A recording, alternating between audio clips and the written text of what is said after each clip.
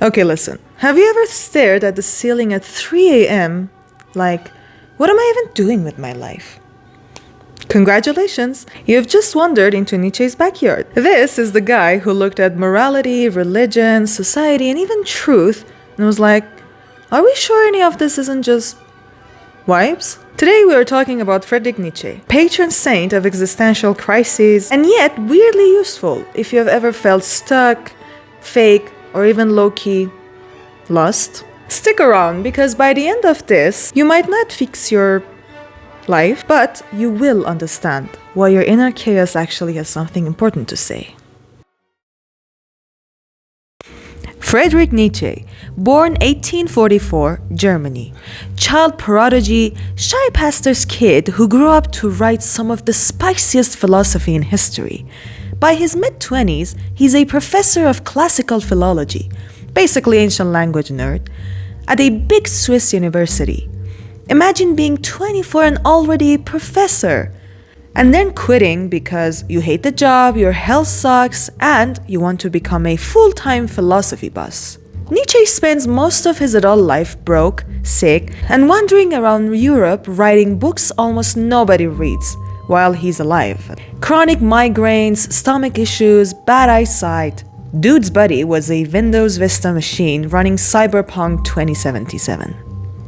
He falls out with friends, including Wagner, the famous composer, never marries, and lives in this weird loop of walk, write, suffer, repeat. Then in 1889, he has a complete mental collapse in Turin, supposedly after seeing a horse being beaten. After that, he never fully recovers. His sister takes over his papers, spins some of his ideas in questionable directions, and he dies in 1900. So yeah, not a chill life. But from that chaos came some of the most influential ideas about meaning, morality, and what it means to be you in a world that keeps trying to turn you into everyone else. Nietzsche's era is late 19th century Europe.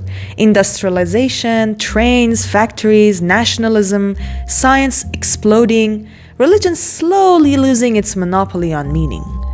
Think of it as the moment when humanity updates from God-based operating system to science, capitalism, and anxiety 1.0. Christianity is still culturally huge, but Darwin has just dropped the "we came from other animals" DLC. Historical criticism is questioning the Bible, and traditional values are looking wobbly. If this were social media, the church is the old verified account losing followers, science is the new blue check nerd getting all the likes, and politics is a mess of rising nation states flexing and starting drama. Nietzsche looks at this and basically says, we just unplugged from a 2,000-year meaning machine. What now? He's not just trolling religion, he's diagnosing a civilizational mood, deep uncertainty, spiritual burnout, and a sense that the old story doesn't work anymore. But the new story hasn't loaded yet. Nietzsche's most famous line, God is dead. But this isn't him literally saying a deity has been physically killed. He means, in modern Europe, belief in the Christian God is no longer the unshakable foundation of reality. Science, critical thinking, and cultural change have killed that certainty. What they said, God is dead. What they meant, the story that held everything together has stopped working, and we're not ready for the consequences. For Nietzsche, this is terrifying and exciting. Terrifying because if the old moral structure collapses, nothing matters, everything's trash, let's doom scroll into the void. Exciting because it's also a chance to create new values instead of copying them from tradition. Modern analogy, it's like your entire life you have followed LifeScript.exe. School, career, marriage, kids, and one day you realize, wait, I can rewrite this? There's no built-in meaning? Cool. Also horrifying. That emotional whiplash? That's Nietzsche's territory. Will to power is one of Nietzsche's big ideas. And no, it's not just be alpha, bro. Nietzsche thinks that underneath our behavior, there isn't some calm, rational soul making decisions. There's a deeper drive, a will to expand, to overcome, to grow in strength, creativity, and self-expression. It's not just political power, it's an artist pushing their style further, a scientist chasing a breakthrough, and you trying to become a less miserable version of yourself. What they said, life itself is will to power. What they meant, life isn't about comfort, it's about pushing your limits and becoming more than you were. If you're only chasing safety, comfort, and zero friction, Nietzsche would say you're living like you're trying to stay at level 1 forever. No boss fights, no side quests, no growth. The Übermensch, if I'm not butchering it, often translated Overman or Superman, is one of Nietzsche's most misunderstood ideas, partly thanks to his sister and later propaganda. The Übermensch is not a specific race, a Marvel character, or some fascist fantasy of domination. It's an ideal type of human who creates their own values instead of borrowing morality from religion, tradition, or the crowd.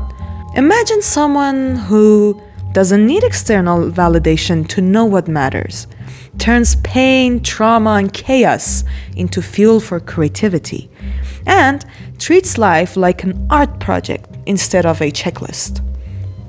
What they said, man is something that shall be overcome. What they meant, don't stay the default version of yourself, update, upgrade, rewrite.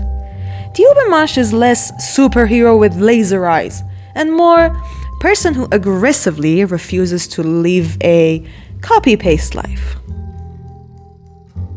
Nietzsche also throws in this wild thought experiment.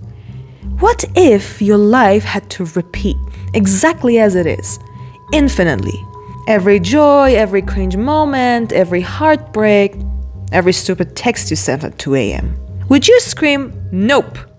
Or could you reach a point where you say, yes, I'd live this again? He's not saying this literally happens, it's a test.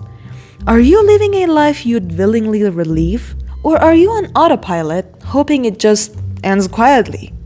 For Nietzsche, the ideal is to live so fully, so intentionally, that you'd say yes to the replay. Not because it's perfect, but because you owned it. Okay, quick recap. God is dead, morals are shaky, life is a bus fight. The goal here is to become a self-programmed Übermensch, if I'm not butchering it, and you're supposed to live like you'd happily rewatch the entire mess on infinite rerun. Honestly, if Nietzsche had Twitter, he'd be cancelled, trending, and quoted on aesthetic Instagram posts all at the same time. Anyway, let's just see what kind of a chaos he left behind. In Nietzsche's time, most people didn't fully get him. His books sold badly, reviewers were confused, and he died basically unknown outside small circles. But his diagnosis hit something real. Europe was losing religious certainty and drifting toward a meaning vacuum. Nietzsche called this early, the rise of nihilism, the sense that nothing's true, everything's allowed, and all values are negotiable. He warned that if people didn't create stronger, life-affirming values, they'd either collapse into passive nihilism, nothing matters, whatever, or latch onto new extreme belief systems to fill the void.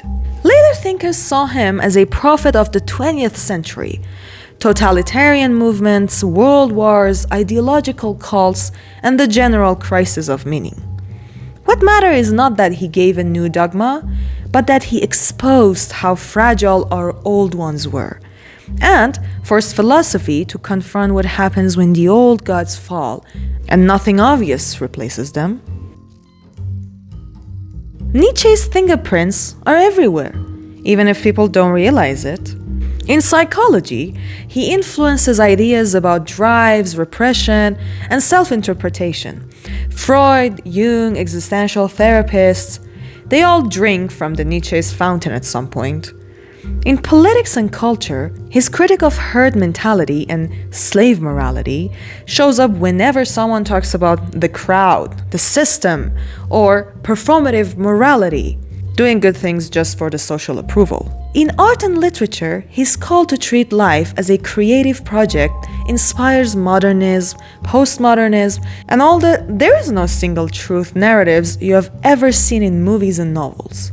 In online behavior, Nietzsche basically predicted subtweet culture, like people moral signaling to feel superior, public outrage as a way to gain power, values weaponized to control others. He calls this resentment, a kind of simmering resentment that flips weakness into moral superiority. What they said, the weak have invented morality to change the strong. What they meant, be careful when people use morality as a way to hide jealousy, fear, or thirst for control. In personal life, his focus on self-overcoming, authenticity, and owning your faith shows up in every "become your best self" message. Except his version is less motivational poster and more "stop lying to yourself, then build something better from the wreckage." Okay, so why should you care? Not as a student, not as a fan of philosophy, but as a person who occasionally wonders what the hell they're doing. Nietzsche is like the brutally honest friend who doesn't let you hide behind excuses, attacks your fake "I don't care" attitude, and forces you to admit what you really value. He matters because he calls out second-hand living. If your goals are just what people are supposed to do, he'd say you're outscoring your soul. He pushes you to ask, what do I actually want? Beyond approval. He doesn't sugarcoat suffering. Life is hard. Nietzsche doesn't deny it. Instead, he says, can you turn your pain into power? Can you make meaning through what hurt you instead of pretending happiness equals no problems? He forces radical honesty. Are your beliefs really about truth, or are they about comfort, fear, and fitting in? Nietzsche wants you to dig through your motives like a psychoanalyst on caffeine. He gives you a framework to face meaninglessness. If you've ever felt that nothing matters fog, Nietzsche doesn't just say, cheer up. He says, yeah, the old story broke. Now, are you going to collapse or create? You don't have to agree with him. Honestly, you shouldn't agree with everything.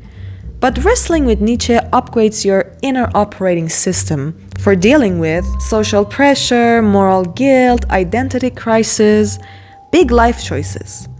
He doesn't tell you what to think. He teaches you how dangerous it is to never question what you already believe.